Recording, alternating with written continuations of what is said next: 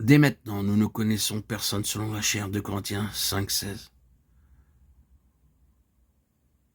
Cela représente une victoire d'un ordre pas commun. Dans nos rapports avec les enfants de Dieu, par exemple, Paul veut dire ici que malgré tout ce que nous pouvons trouver comme inconsistance et échec en raison de ce qu'ils sont par nature, nous devons focaliser toute notre attention sur le Christ en eux, et parce qu'ils sont à Christ, et qu'il est en eux, faire de sa présence en eux le terrain de toutes nos relations avec eux. Gardant nos yeux éloignés de tout le reste, nous devons les connaître selon Christ et non selon la chair. Cela ne sera pas difficile dans les âges à venir, car alors il n'y aura rien d'autre que ce qui est de Christ en nous. Nous verrons Christ dans l'autre. Nous serons rendus pleinement conformes à son image. Que le Seigneur hâte ce jour. Quel Christ! Voyez sa position dans le dessein de Dieu.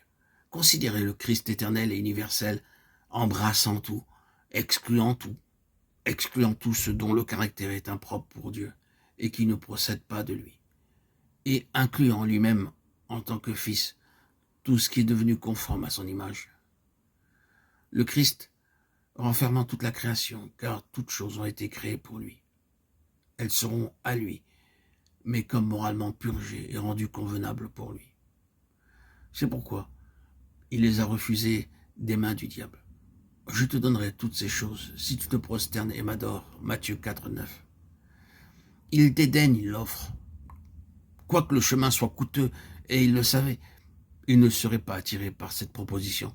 En fait, il dit, je les aurai, mais je les aurai quand tout le trouble et l'immense chagrin auront disparu. C'est la conséquence de ce choix, toute la création incluse en Christ. Mais quel Christ! Un des grands facteurs et des caractéristiques qui régira la nouvelle création en Christ est la vie impérissable.